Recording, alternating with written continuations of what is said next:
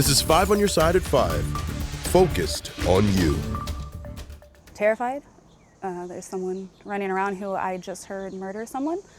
Tonight, a man in St. Charles County is charged with murder, accused of killing his new girlfriend's other boyfriend.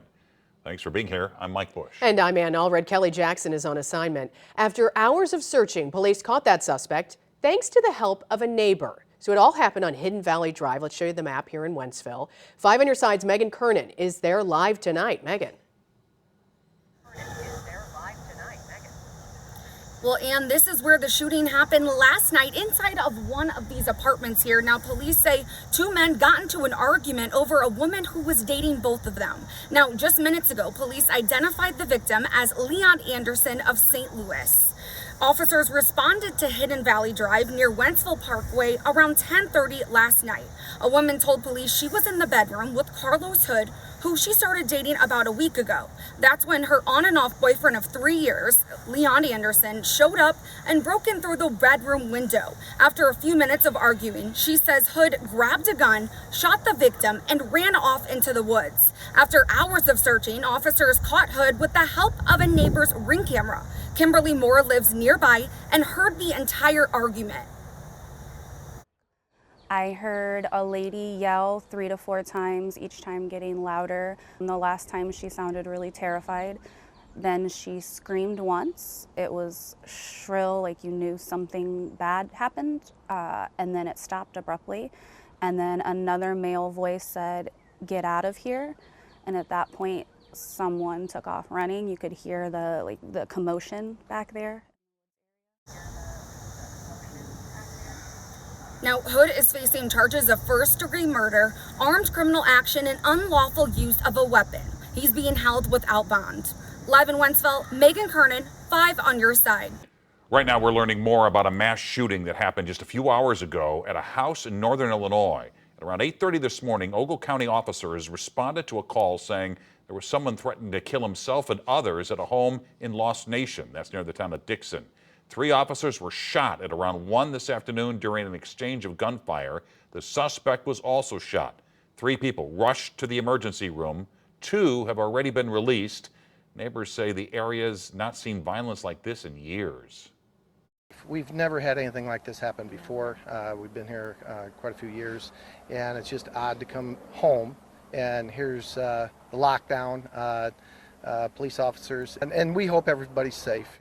Investigators did not release the condition of the third person taken to the hospital. They say right now there is no threat to the public. We are kicking off a stretch of dangerous heat in our area, and right now it looks like we won't be seeing highs under 90 degrees for a while. Meteorologist Jim Castillo joining us now with our weather first forecast. Jim. Yeah, this is going to last for a while, and I can feel that steam coming in as soon as I open my front door this afternoon, headed to work. But here it is, a heat advisory for the Kansas City area, also Wichita, the first one of the year, and that is for tomorrow, 1 to 8 p.m. Here it's going to be really hot. We're also watching storms to the north, and we'll talk more about that and Maine weather as they try to develop and move our way tomorrow night. 88 right now, humidity at 39%, but that dew point has climbed into the 60s in most areas. Now, outside of St. Louis, we're in the 80s right now, even a comfortable 82 at Centerville, but most of us, even Chesterfield and St. Charles, still closer to that 90 degrees. And then you add that humidity, that higher dew point, it feels more like the low 90s all across St. Louis City and county, in fact, the entire metro. So tonight it's still a warm night, overnight lows in the 70s. And look at this heat index for tomorrow. Highs feeling more like 100 around the metro. More on the storm chance coming up in just a bit. All right, Jim. Do not approach the post office. That's what blares over a police speaker when people try to walk up to the post office in Town and Country. 5 on your side's Tracy Hinson talked to worried and frustrated customers about what the heck is going on. It's a little jarring when police are blocking off your post office. I love this post office. I consider this post office to be one of the best kept secrets in the area, and the people here are phenomenal. Which is why she was worried when I told her Congresswoman Ann Wagner's office confirmed the post office was closed due to a mercury spill. I was very concerned when I heard what had happened. which all happened early Monday morning. Shortly after 7 Monday morning, we responded to assist the fire department for a report of a hazardous materials call. After providing some traffic cones, the scene was handed over to the Postal Service. We've been in contact with members of the postal inspectors and the Postal Service. I've had no indication and no reason to believe that there's any danger to the public. With that concern out of the way, it leaves this one. Do you know where their mail went? I didn't, but I could tell them that Congresswoman Ann Wagner's office told me the minimum time frame to reopen the branch is 7 to 10 days. Okay. It's crazy. I did speak with a few residents who live nearby, and they said some of their mail has come, but clearly not all of it. In Town and Country, I'm Tracy Henson, 5 on your side. In a little under an hour, we'll learn more from the U.S. Army Corps of Engineers about what they found while cleaning up radioactive waste near the old Jana Elementary School in North St. Louis County. Just last week, crews dug up enough dirt from the area around Coldwater Creek to fill more than 8 Olympic-sized swimming pools. From that, there was enough contaminated soil to fill more than 2 Olympic pools. The Army Corps is expected to clean up several other locations along the creek by 2035, and then cleanup will go to the Department of Energy starting in 2038.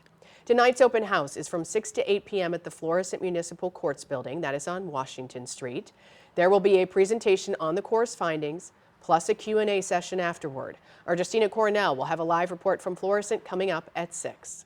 This week, we verified claims by Congresswoman Cori Bush that she delivered $2 billion to St. Louis. Tonight, she's rolling out new numbers, and we're taking a closer look at the latest claims.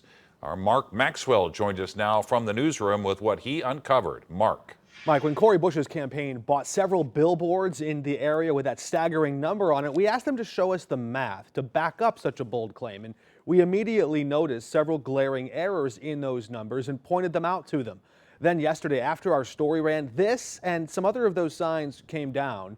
We asked the campaign to explain why, but got no response. Then today, Bush put out a revised claim on her social media pages, altering that initial number.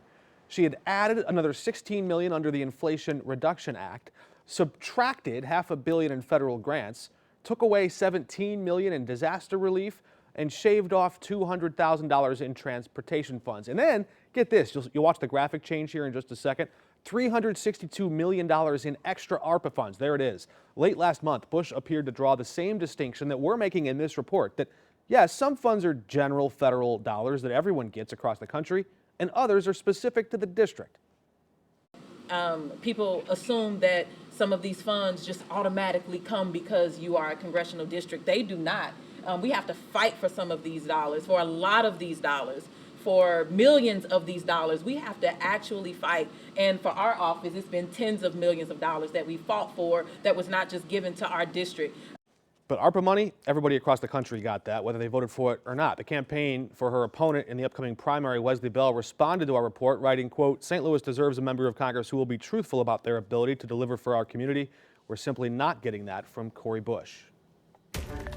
Ceasefire talks hitting a roadblock. Why Hamas has not agreed to a proposed deal. Sandy Hook survivors graduating today. How they're remembering that dark day as they celebrate tonight.